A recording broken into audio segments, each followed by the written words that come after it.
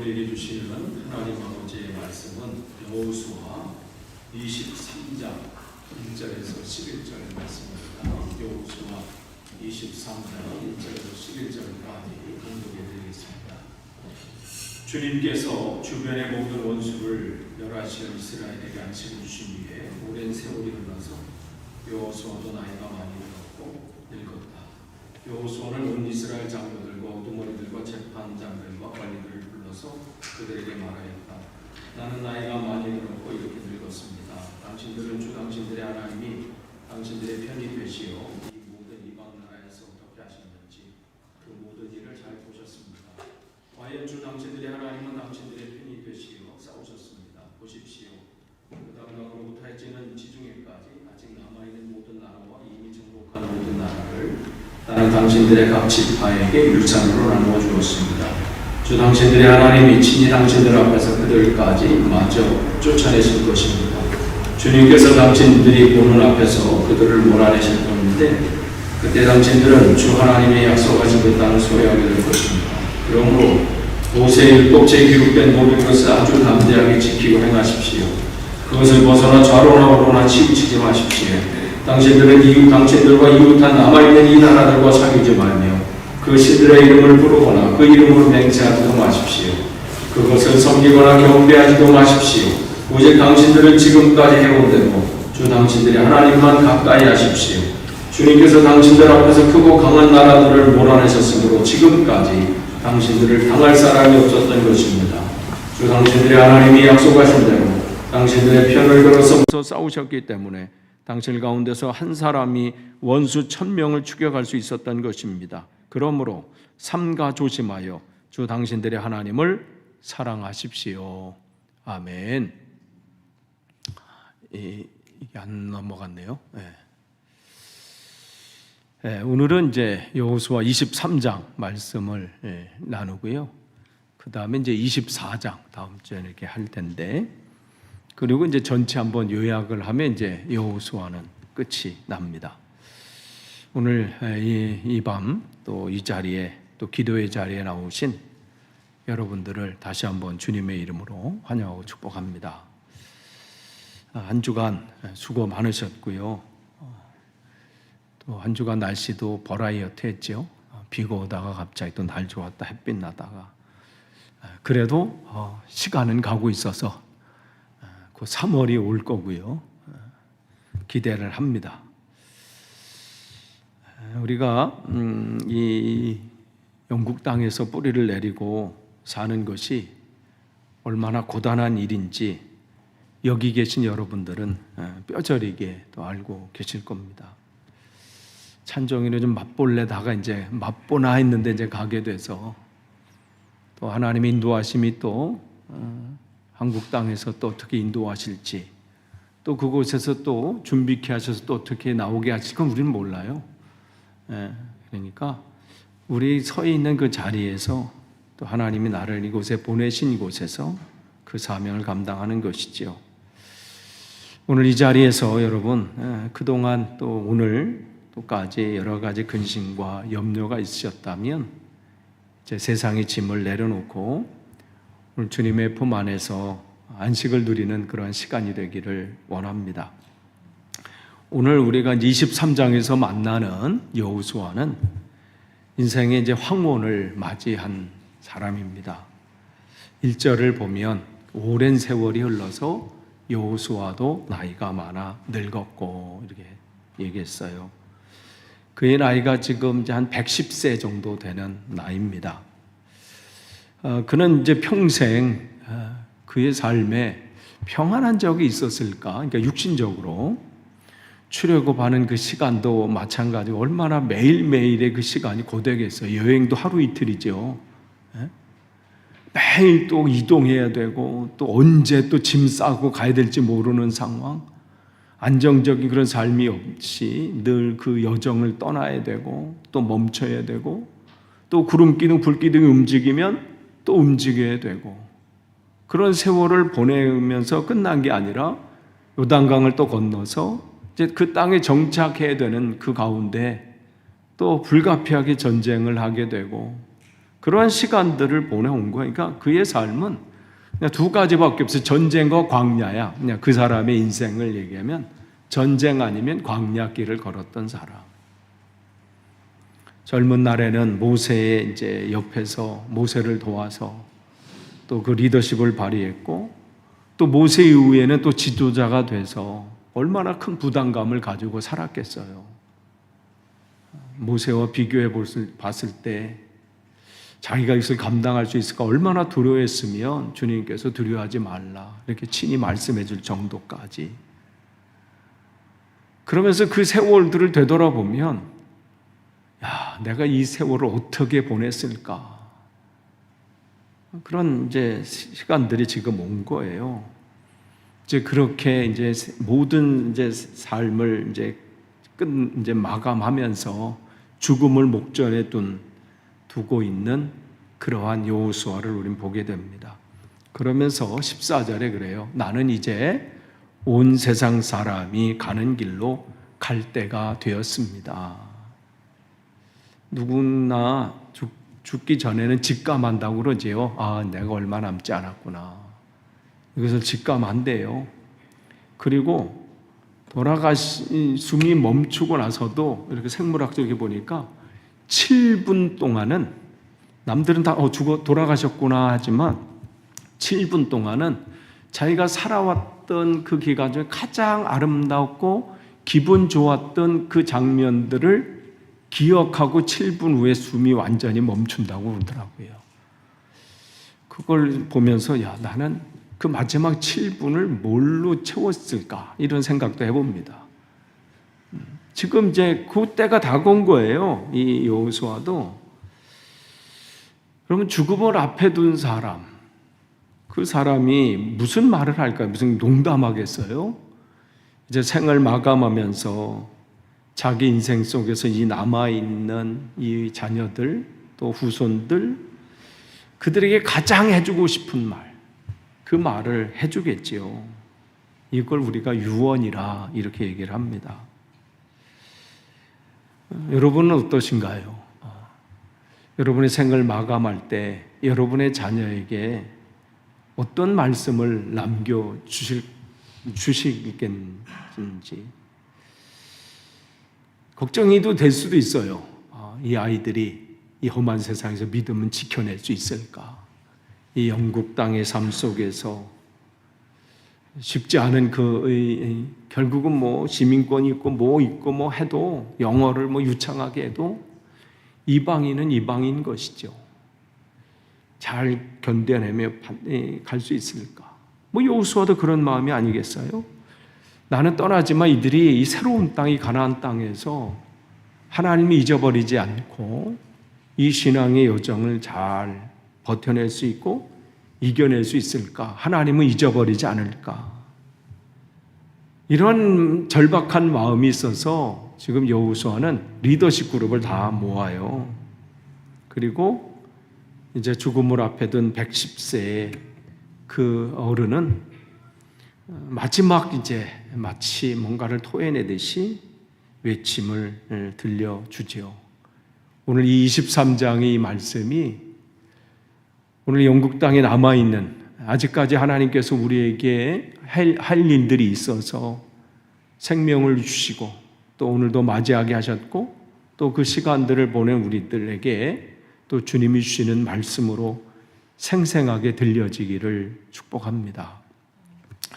여호수아가 입을 열어서 가장 먼저 한 말을 보면 무슨 자기가 그동안 어떻게 내가 왕년에 내 때는 뭐 이 얘기한 게 아니라 사실 할 말이 많죠. 얘기하고자 하면 내가 가나안이 들어왔을 때 여리고성을 어떻게 했는지 아냐 뭐 거기서도 시작해서 할 얘기가 많았을 거예요. 그러나 23장 전체를 보면 여호수아는 모든 것을 하나님께 돌려드립니다. 하나님께서 하셨습니다.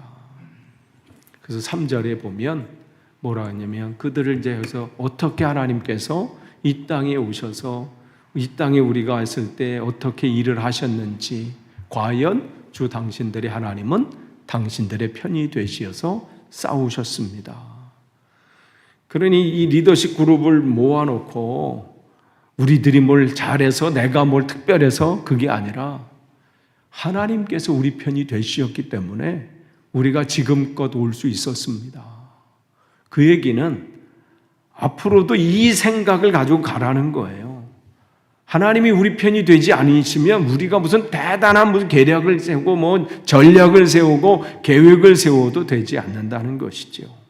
그러면서 14절에서 여호수아는 평생 그가 가지고 있었던 그 신앙 고백을 하게 됩니다. 우리가 14절 우리 같이 읽도록 하겠습니다. 14절 같이 읽습니다. 시작. 나는 이제 온 세상 사람이 가는 길로 갈 때가 되었습니다. 당신들은 주 하나님이 약속하신 모든 선한 말씀 가운데서 이루어지지 않은 것이 하나도 없음을 당신들 모두의 마음과 모두의 양심 속에 분명히 알고 있습니다. 그 가운데서 한 말씀도 어김없이 다 이루어졌습니다. 이게 여호수아가 고백하는 거예요. 하나님의 말씀이 하나도 땅에 떨어져 소멸된 것이 없다는 거예요. 하나님께서 약속하셨거나 말씀하신 것은 반드시 이루어졌다.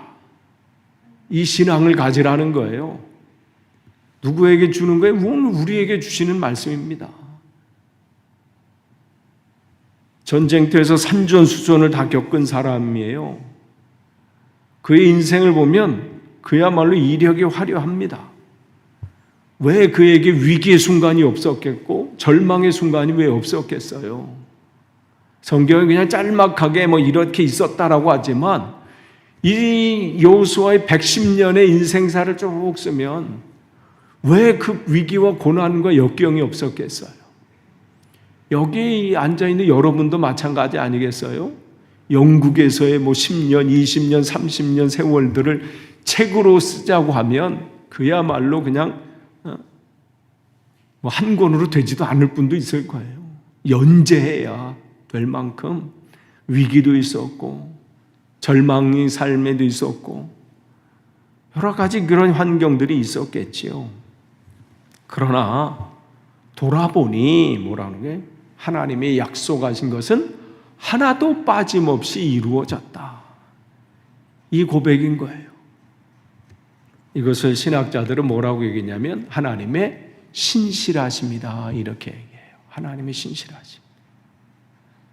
과거를 되돌아보니 모든 굴곡 속에서도 여전히 하나님은 내 편이 되셔서 나를 인도하셨다. 여러분 처음 히드로 공항에 내리셨을 때를 기억하십니까? 그 비행기 타고 이 영국 땅으로 오실 때 그 속에서 무슨 생각을 하셨나요? 야, 이제 영국의 삶이 시작되구나. 그냥 막 환희에 차서 물론 그렇게 오신 분도 있을 수 있어요. 뭔가 내가. 근데 그 비행기를 타고 오면서 걱정 뭐 반, 염려 반. 또 희망도 갖고 있지만 염려들이 더 많지요. 그 물설고 낯설은 곳에서 내가 잘 시작할 수 있을까? 거기서 만나는 사람들은 어떨까? 그곳에서 내가 주어진 이 삶을 잘 견뎌내고 이겨낼 수 있을까? 막상 도착하면서 그곳이 어떤 곳인지도 모르잖아요. 다 낯설잖아요. 저도 마찬가지예요. 그 애 셋을 데려오면서 용이는 자꾸 바닥에서 자겠다고 하고 옆에 이렇게 좀 바구니 이렇게 앞에 있는데 칙대는 거예요. 걔는 어릴 때부터 이렇게 바닥에 잤어요. 물어대는데 어떻게 할 수도 없고 그렇다고 말귀 못 알아들은 애한테 뭐라 할 수도 없고 물론 이제 거기 줄 섰을 때 걔가 물어가지고 거기 그땐 건강검진 이렇게 받았잖아요. 엑스레이 다 찍어 갖고 온 건 말씀드렸죠. 그걸 놓고 오는 바람에 또 찍어야 되는데 걱정이 태산이야. 줄 서가지고 엑스레이 찍고 그렇게 해요. 근데 걔가 울어주는 바람에 딱 그건 패스 안 해도 돼. 얘가 하도 울어가지고 그냥 가라고 해서 오긴 왔지만 그냥 마냥 좋아하는 그 셋을 보면서 아유 어떻게 하지? 뭐 이런 시간들. 그러면서 또 여러분 우리 또 비자 문제 때문에 이 비자 문제는 어떻게 해야 되나? 영어는 또 서툴고 당장 여러 가지 문제가 있었지요. 들어올 때 저는 여기 랭귀지 그걸 끊어왔거든요. 윈블던에 있는 너무 싼 그냥 그야말로 그때는 비자 학교였어요.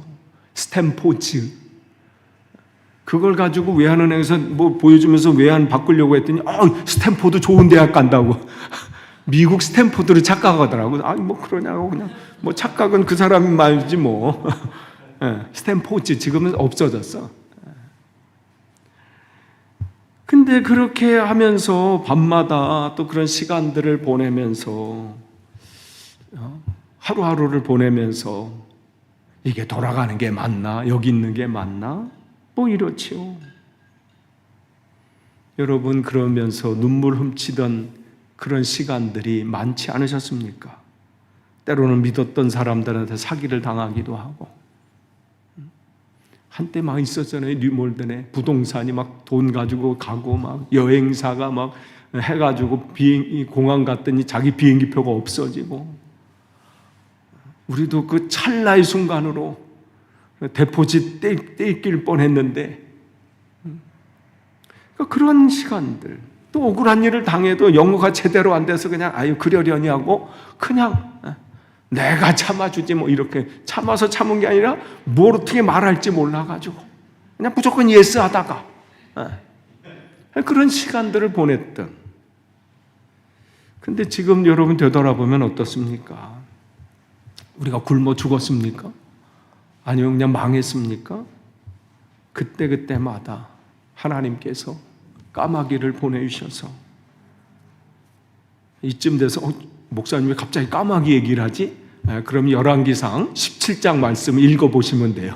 요 까마귀 부분에서 왜 갑자기는 목사님이 까마귀를 보내주셔서 까마귀 영국에 많지만 뺏어가지 뭘 갖다 주진 않던데 그런 분들을 위해서 열왕기상 17장에 엘리야를 도우신 하나님 그 가뭄 속에 까마귀를 통해서 먹이시고 입히셨던 그 부분을 보시면 되겠고요.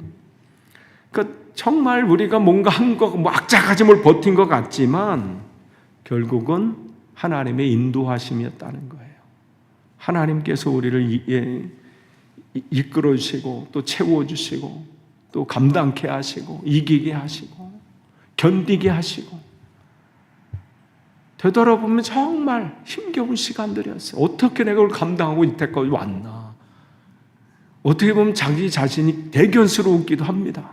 이야, 다시 시작? 그럼 그건 자신은 없어.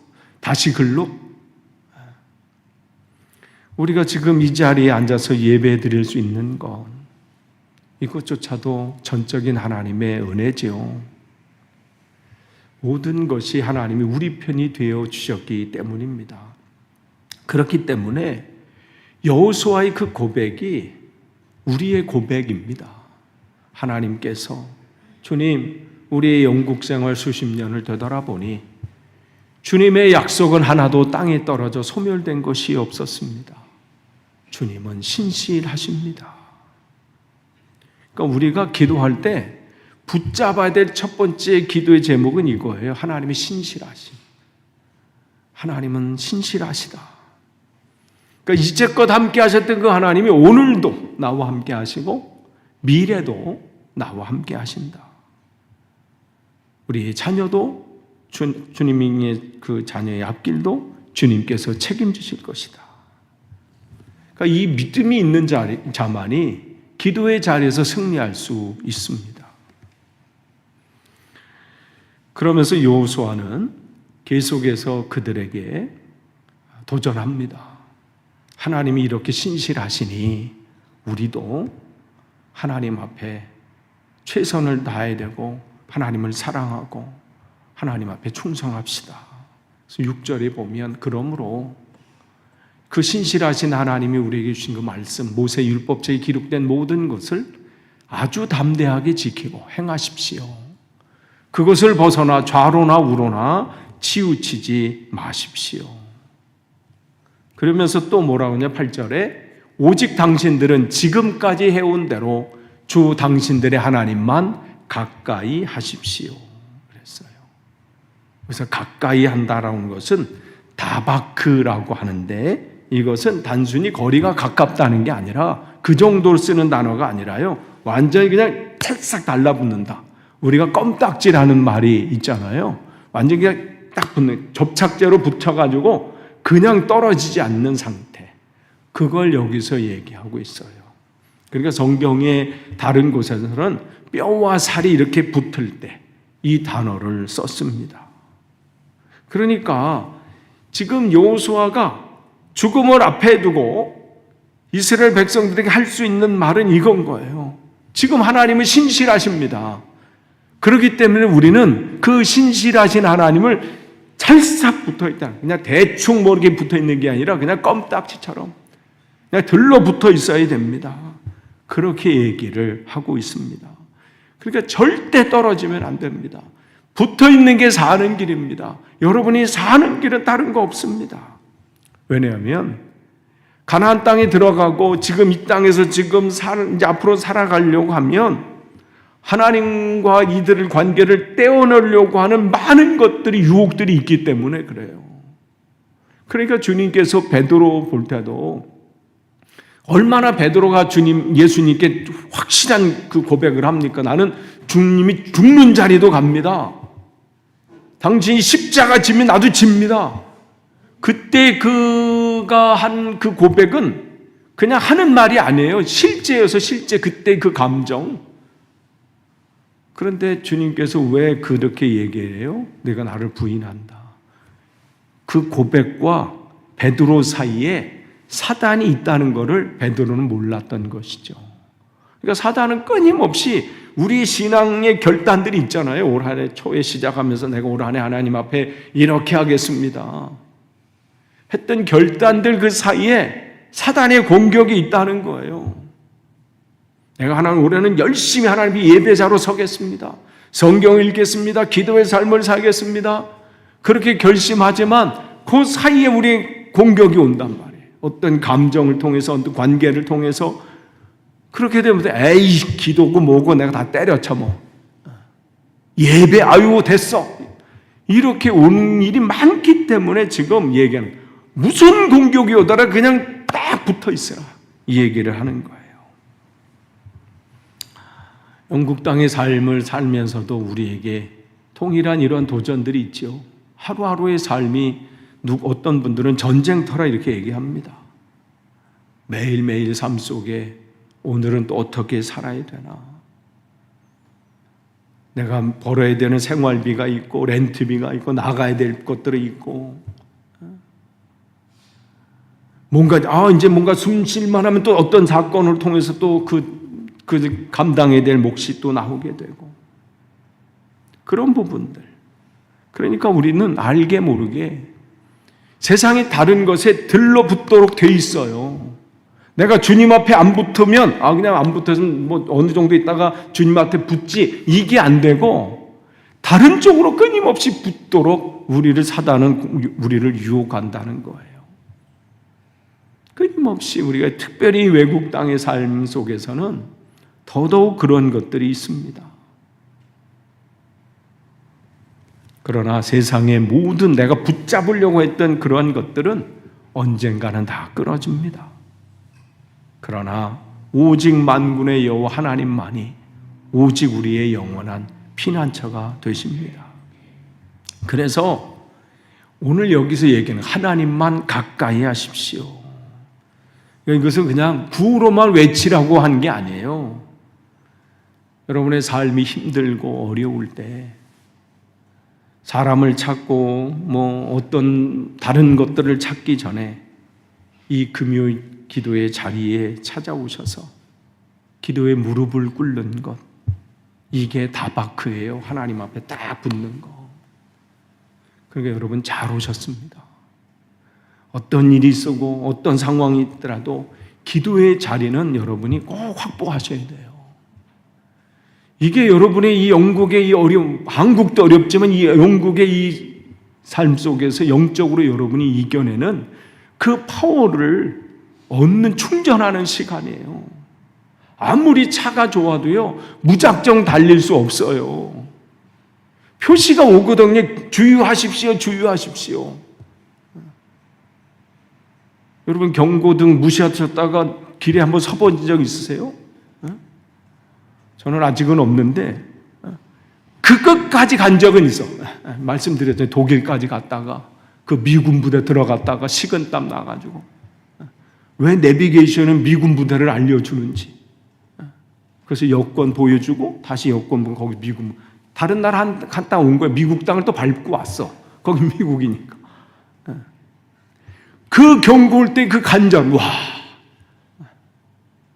경고등 오기 전에 우리가 주님 앞에 나오셔서 기도하는 거예요. 그러면서 일상의 모든 걸 다 내려놓고 주님 앞에 주님 내가 이렇습니다. 내 삶에 이런 어려움이 있습니다. 주님의 은혜가 아니고서는 내가 설 수 없습니다. 그 주님의 품으로 파고드는 시간이 바로 이 시간인 거예요. 그렇기 때문에 여러분이 기도하실 때마다 주님, 저는 주님의 은혜가 아니고서는 한순간도 이 낯선 땅에서 살 수 없습니다. 적응됐나 싶으면 또 낯설은 땅이 여기 아니에요?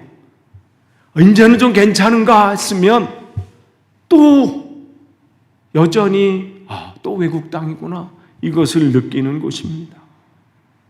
이러한 고백으로 주님 앞에 그냥 찰싹 달라붙는 거예요. 그러면서 23장 후반절에 가면요, 여호수아의 목소리는 좀 더 이렇게 강도가 세져요. 처음에는 하나님은 신실하신 분입니다. 그 다음에는 이제 그러니 하나님 신실하신 거 하나님 앞에 그냥 찰싹 다바크 하십시오. 찰싹 달라붙어 있으십시오. 거기서 끝난 게 아니에요. 거기서 마지막으로 경고합니다. 경고. 12절과 13절 통해서 이렇게 보면 당신들이 이 말씀을 듣지 않고 주님 앞에 떨어져 있으면 하나님 앞에 찰싹 다바크해야 되는데 그렇지 않고 이 우상들을 섬기고 이 이방 민족의 문화를 찰싹 달라붙게 되면 13절에 그 얘기를 하죠. 만일 당신들이 12절 13절에 이것을 어기고 그러니까 달라붙지 않고 당신들 가운데서 살아남아 있는 이 이방 민족들을 가까이 하거나 그들과 혼인관계를 맺으며 사귀면 주 당신들의 하나님이 당신들 앞에서 다시는 이 민족들을 몰아내지 아니하실 것이라는 사실을 분명히 아십시오. 그들이 당신들에게 올무와 덫이 되고 잔등에 채찍이 되며 눈에 가시가 되어 끝내 당신들은 주 당신들의 하나님이 주신 이 좋은 땅에서 멸망하게 될 것입니다. 여호수아가 경계한 것은 뭐냐면 섞이는 거예요. 신앙의 올곧은 길로 거는 게 아니라 섞이는 것, 혼합주의. 하나님을 완전히 버리고 그냥 모른 척하고 가는 게 아니에요. 하나님도 섬기지만 가나안 땅의 바알신 우상도 섬기는 것이죠. 양다리 걸치는 거예요. 교회는 나오지만 세상의 가치관도 따라가는 것이지요. 영국 땅에 삶에서 우리가 어려운 것 중에 하나가 관용이라는 이름 아래 모든 종교와 가치관을 막 섞어버리잖아요. 그러니까 이제는 부활절에 이 이스터라는 단어도 학교에서 못 쓰잖아요. 예전에는 뭐 이렇게 해서 만들기도 하고 뭐 했는데 이제 그런 것도 못 합니다. 이런 시대에 우리가 하나님 말씀대로 산다는 것, 우리는 그냥 그런 대로 어떻게 가겠지만 우리 자녀들이 이곳에서 정말 하나님의 자녀로서 살아간다는 거 쉽지 않죠. 그러니까 우리가 영적인 긴장을 놓는 순간 우리 문화는 우리 자녀들인 그들의 올무가 되고 덫이 돼서 그들을 무너뜨릴 수 있다는 것이죠. 그러니 내 자식은 뭐 대학 나오고 또 직장 생활하고 있고 뭐 하니 뭐 다 됐어. 이곳으로 끝나시면 안 됩니다. 그 자녀에게 주님을 향한 여호와를 경외하는 마음이 없다면 아무리 세상적인 것을 출세하고 모든 것이 다 된 것 할지라도 그것이 그의 눈에 가시가 될 수 있는 거예요. 여호수아는 그걸 얘기하고 있는 겁니다. 세상적인 성공이나 그런 것이 아니라 그래서 15절의 말씀을 통해서 주 하나님이 약속하신 모든 선한 말씀을 여러분에게 그대로 이루셨지만 그 반대로 주님께서는 모든 해로운 일도 여러분에게 미치게 하여 주 하나님이 당신들에게 주신 이 좋은 땅에서 여러분을 없애버리실 수도 있음을 명심하십시오. 하나님이 어떻게 하실 것인지 헛된 우상에 사로잡혀서 거기에 허덕이는 것을 보기를 원치 않으시는 거예요. 그래서 11절에 여호수아는 호소합니다. 그러므로 삼가 조심하여 주 당신들의 하나님을 사랑하십시오. 개역개정에는 스스로 조심하십시오 이렇게 되어 있어요. 그 얘기는 뭐냐면 이 스스로 조심하라, 삼가 조심하라 이 말은 당신들의 영혼을 깨어있게 하십시오 이런 뜻이에요. 그러니까 쉽게 말하면 정신 똑바로 차리라는 거예요. 그냥 어영부영 하루 그냥 살다가 보면 언제 먹잇감이 될지 모른다는 것이지요. 그렇기 때문에 그냥 뭐 세상이 이렇게 흘러가니까 거기에 흘러가는 게 아니라 죽을 힘을 다해 하나님의 사랑을 선택하라는 거예요. 지금 그 얘기를 하고 있는 겁니다. 그냥 대충 하는 흉내가 아니라 죽을 힘을 다해서 하나님 사랑하기를 선택하십시오. 그렇기 때문에 신앙생활은 취미생활이 아니에요. 그냥 뭐 교회 왔다 갔다 있는 취미생활이 아니라 우리의 어떻게 생사가 달린 문제입니다. 죽느냐 사느냐가 달려있는 영적인 문제가 여기에 있어요.